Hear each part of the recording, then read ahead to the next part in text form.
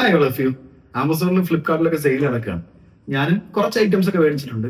അപ്പൊ ആദ്യം ഞാൻ പറയാൻ പോകുന്ന ഒരു വെറൈറ്റി ഐറ്റമാണ്. ഞാൻ ഇപ്പോൾ അൺബോക്സ് ചെയ്യാൻ പോകുന്നതേ ഉള്ളൂ.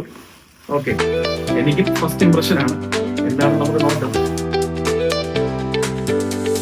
ഇത് ആക്ച്വലി നമ്മുടെ ഷൂസ് ഒക്കെ വാഷിംഗ് മെഷീനിൽ യൂസ് ചെയ്ത് വാഷ് ചെയ്യാൻ വേണ്ടിയിട്ട് പ്രത്യേകമായിട്ട് ഇറക്കിയിട്ടുള്ള ഒരു ഐറ്റം. ഇതൊരു വെറൈറ്റി ഐറ്റം ആയിട്ട് തോന്നിയതുകൊണ്ടാണ് ഞാനിത് പർച്ചേസ് ചെയ്തത്.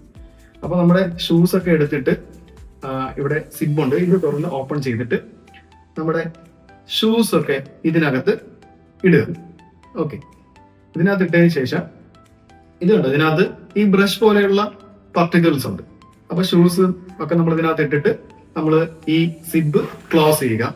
ക്ലോസ് ചെയ്തതിന് ശേഷം ഇത് വാഷിംഗ് മെഷീനിൽ വാഷ് ചെയ്യാൻ വേണ്ടി ഇടുക.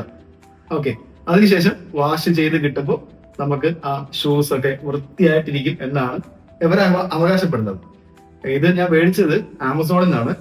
ഇത് 246 റുപ്പീസ് ആണ്. 241 ആ റേഞ്ചിലുള്ള ഒരു പ്രൈസ് ആണ് എനിക്ക് ആയിട്ടുള്ളത്. അപ്പൊ ഇത് വളരെ വെറൈറ്റിയാണ്. ഷൂസ് ഒക്കെ പറയുന്നത് നമുക്ക് ഇടയ്ക്കിടയ്ക്ക് അത് എന്താണ് ക്ലീൻ ആക്കേണ്ടി വരും.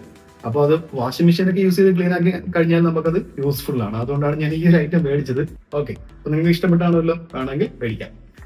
ഇനി അടുത്ത ഐറ്റം നമുക്ക് എല്ലാവർക്കും പരിചിതമായിട്ടുള്ള ഐറ്റം തന്നെയാണ്. ഓൾറെഡി അൺബോക്സ് ഒക്കെ ചെയ്ത് കഴിഞ്ഞു. ഇത് ക്ലോത്ത് ഓർഗനൈസർ ആണ്.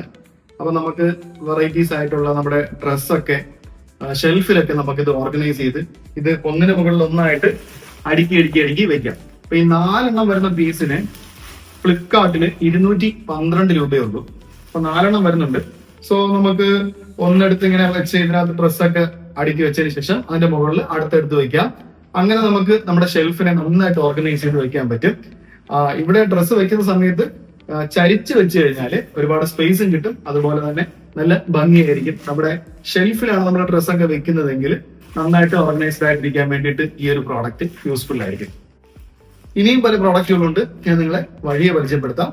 ഓക്കെ, അപ്പൊ അടുത്ത വീഡിയോയിൽ വീണ്ടും കണ്ടുമുട്ടാം. അതുവരേക്കും ടേക്ക് കെയർ, ബൈ ബൈ.